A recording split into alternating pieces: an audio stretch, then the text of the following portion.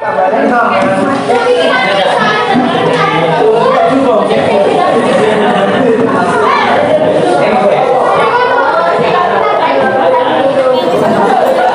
5 piso para po sa tubig. Andiyan na si ma'am, andiyan na si ma'am. Uy, balik na lahat kayo sa kanya-kanyang mga buwan. Akin yan ha, akin yan. Magandang hapon mga mahal kong estudyante.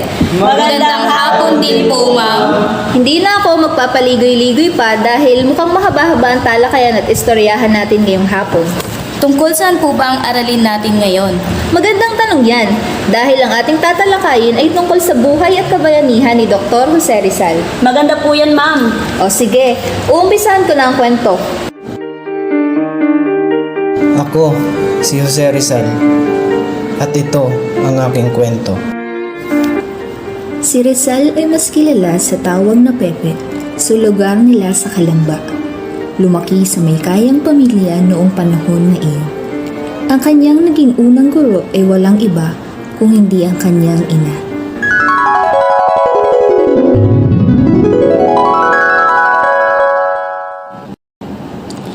Pinagsabihan ng inang Gamo-Gamo ang kanyang anak na huwag lumapit sa lampara upang hindi siya masunog, ngunit hindi nakinig ang anak. Siya ay lumipad at naglaro malapit sa apoy ng lampara at walang ano-ano ay naagip siya ng apoy at namatay. Kung nakinig sana ang anak sa kanyang ina, sana ay hindi siya napahamak. Pepe, naiintindihan mo ba ang kwento ng batang Gamo-Gamo? Opo, pero gayon po ba yun, ina? Oo, Pepe. Kaya't hindi mo dapat tularan ang batang Gamo-Gamo sapagkat kung nakinig siya at hindi lumapit sa apoy ay hindi sana siya nabuwis ang buhay. Ngunit ina, ako ay isang batang matapang. Bakit ko pipigilan ang aking sarili sa pag-abot ng aking gusto? Gaya ng batang Gamo-Gamo, siya ay naaakit sa apoy kaya siya ay namatay. Kung gusto ko po ba makahanap ng mga kasagutan sa aking katanungan, kakailanganin ko rin po bang ibuwis ang aking buhay gaya ng batang Gamo-Gamo? Dito nagsimula ang hangarin ni Rizal na hanapin ang mga kasagutan sa mga tanong na bumabagabag sa kanyang isipan.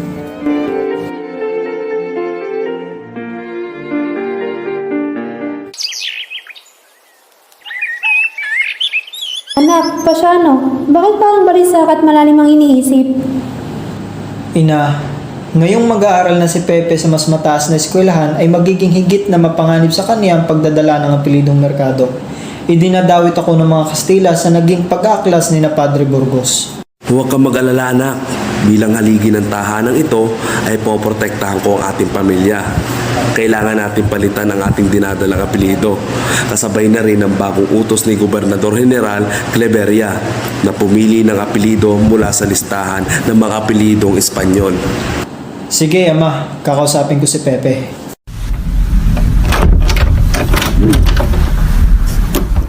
Pepe, halika. May mahalaga akong sasabihin sa'yo.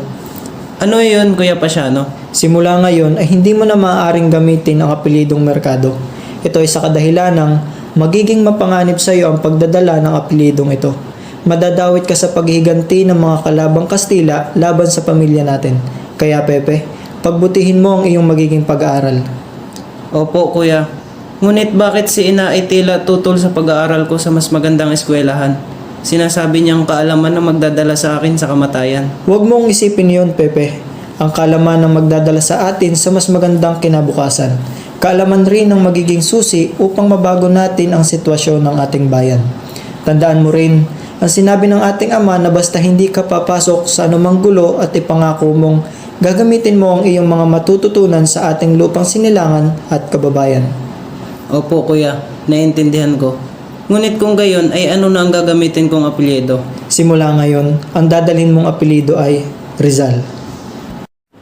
Matapos mapagkasundoan ng pamilya ang magiging hakbang sa pag-aaral ni Pepe, ay dinala ni Pasyano ito sa Maynila. Pepe, nandito na tayo. Ang ganda naman dito, Kuya. Nasaan ba tayo? Ito ang Intramuros, ang Maynila. Dito matatagpuan ang Ateneo Municipal kung saan ka mag-aaral. Nang makita ni Pepe ang paaralan na kanyang papasukan, siya ay nasabik mag-aral. Ngunit, Ikaw ba si Jose Rizal? Opo. Hindi ko matatanggap ang iyong aplikasyon. Sa 11 taong gulang na bata ay hindi sapat ang iyong laki at pangangatawan. At isa pa, nahuli ka ng magpatala. Paano ang ating gagawin, kuya? Huwag kang mag-alala, gagawa ng paraan ng ating mga magulang. Dahil sa unang problema, kinailangan nilang humingi ng tulong sa kanilang tiyuhin na si Manuel Jerez.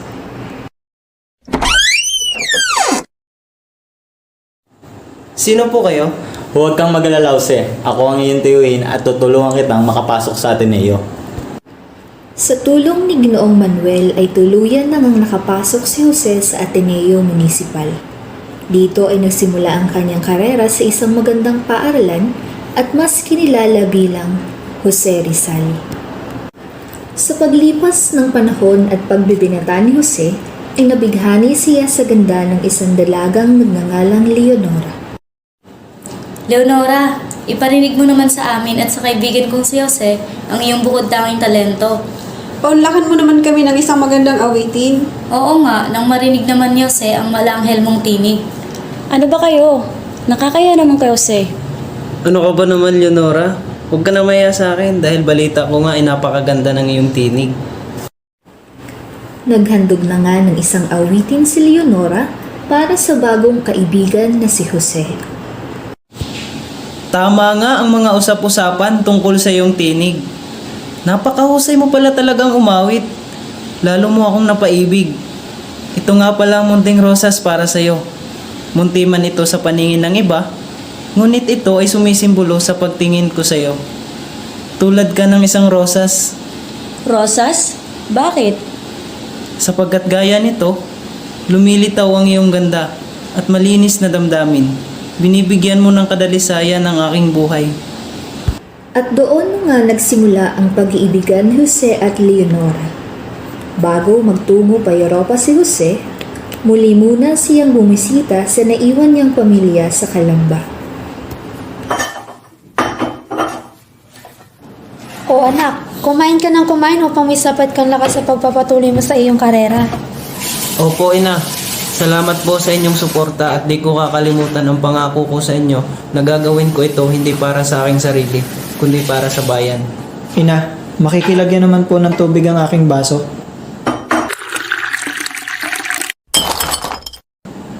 Ina, ano po ang nangyayari? Lumalabo na po ba ang inyong paningin? Naku, hindi anak. Huwag mo akong intindihin. Wari na nga lamang ang aking mga braso, kaya't natapon sa mesa ang tubig kaysa masalinan ko ang baso ng iyong kuya Pasiano. Pagkatapos ng hapunan ay kinausap ni Pepe ang kanyang kuya Pasiano ukol sa napapansing kakaiba sa paningin ng kanyang ina. Kuya, ano ba talagang sitwasyon at nangyayari sa paningin ni ina? Hindi naman ganon nung huli kong pagbisita dito. Sa totoo niyan, Pepe, lumalala na ang sitwasyon ng mata ng ating ina. Ayaw niya lamang ipaalam sa iyo upang mabigay mo ang iyong buong atensyon sa pag-aaral kaysa ipag-alala mo sa kanya. Huwag kang mag-alala, kuya. Pupunta ako sa Europa upang ipagpatuloy ang aking pag-aaral ng medisina. Pagkatapos ay babalik ako dito upang gamutin ang mata ng ating ina.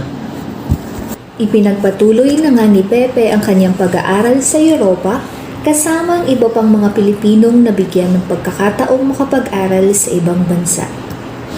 Hindi ako naparito upang magliwaliw, kundi para mag-aral. Matuto sa medisina kasama ng aking ibang mga kasamahan at mag-obserba sa pamamalakad ng mga Espanyol. Humanap ng butas at gamitin ito laban sa kanila.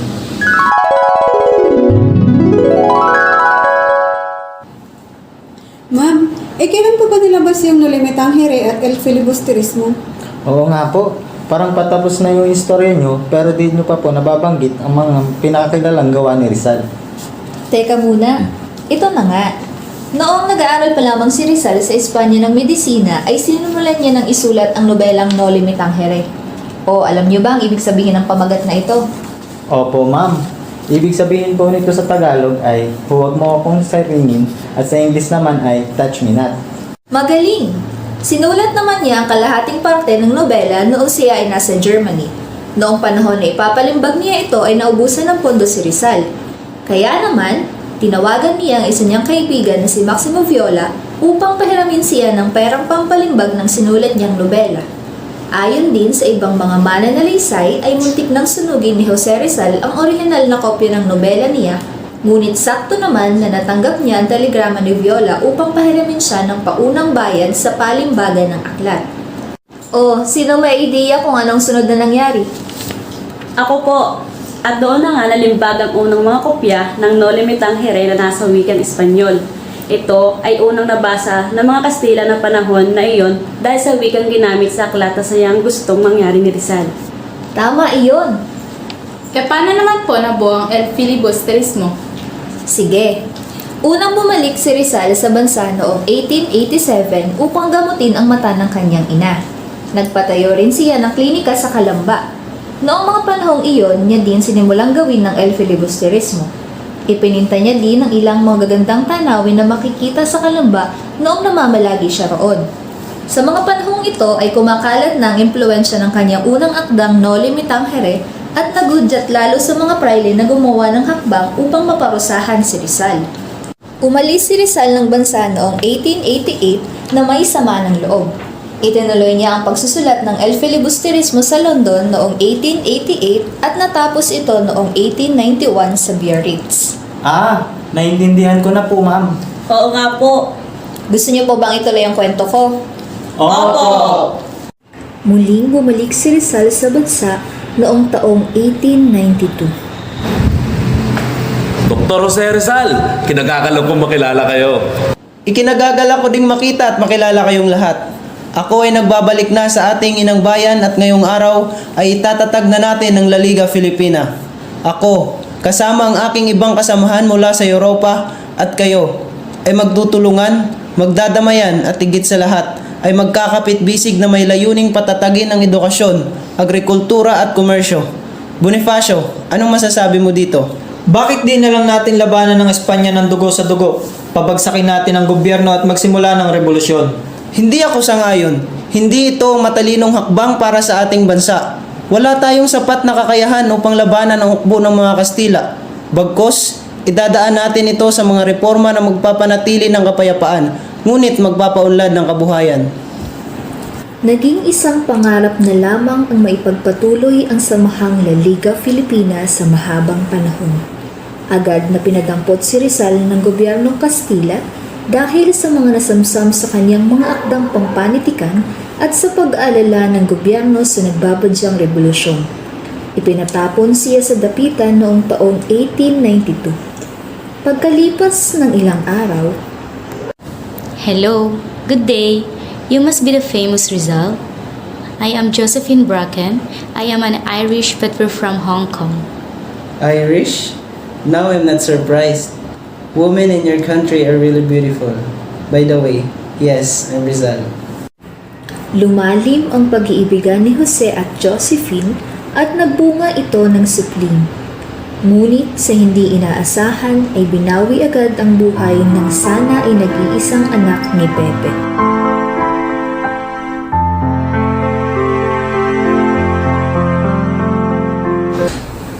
Noong siya ay nasa dapitan, ipinamalas niya ang kanyang pagiging isang dakilang lider, guro, manggagamot at kaibigan. Hanggang sa taong 1896 nang hinatulan na siya ng kamatayan ni Gobernador General Camilo Polavieja. Jose Rizal, ako si Kapitang Rafael Dominguez. Ngayon ay ika-29 ng Disyembre at ganap na ika-6 ng umaga. Narito ako upang basahin ang naging hatol ng hukuman sa iyo. Ikaw ay hinahatulan ng parusang kamatayan. Ikaw ay babarilin sa likod ng pulutong sa ganap ng ika-7 ng umaga bukas sa Bagong Bayan. Pinipintuho kong bayan ay paalam. Lupang iniirog ng sikat ng araw. Mutiyang mahalaga sa dagat silangan. Kaluwalhatiang sa aming pumanaw. Anak ko, ano ba itong nangyari sa'yo? Bakit kailangan ganito ang sabitin mo? Hindi ko kakayaning mawala ka, anak ko. Pepe, ikaw ay mahal na mahal ko.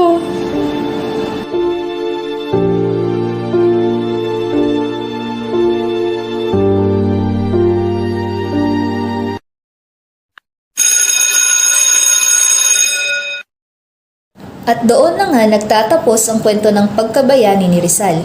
At dito na rin magwawakas ang klase natin ngayong hapon na ito. Naway tumatak sa inyong mga puso ang inspirasyon na iniwan ni Pepe sa atin at patuloy niyong pagliyabin ang pagiging makabayan. Tandaan nyo, gaya ng isa sa pinakakilalang linya niya, na kayong mga kabataan ang pag-asa ng ating bayan. Opo, ma'am. Salamat po sa pagbabahagi ng kwento, inspirasyon at kaalaman sa amin tungkol sa buhay ni Jose Rizal ngayong hapon. Sige, basta itatak nyo sa mga puso nyo ang mga natutunan nyo ngayon. Maaari na kayong umuwi. Salamat, Salamat po, po, ma'am. ma'am. Alam mo, gusto ko din maging hero. Hindi mo kailangang ibuwis ang iyong buhay para lang maging bayani. Sapat na ang pagiging mabuti mong anak, kaklase sa kapwa. Sa mga maliliit na bagay ay maaari din tayong maging bayani. Hindi man kagaya ni Rizal na kayang ibuwis ang kanyang buhay, may mga maiambag din tayo upang mapalago pa ang ating bayan. At doon, para na din tayong isang hero. Oo nga no, tama ka dyan. Sige, magiging hero ako sa paraan na alam ko. Tama yan. O sige, andito na sundo ko eh. Bukas na lang ulit. Paalam. Sige, ingat. Ito ang aking tadhana. Ang nangyayaring ito ay isang sakripisyo para sa inyo at sa inang bayan. Naway ang mga pagkakamali ng nakaraan ay gawin yung aral upang sa gayon ay hindi na maulit sa hinaharap. Ako, si Jose Rizal. At ito ang aking kwento.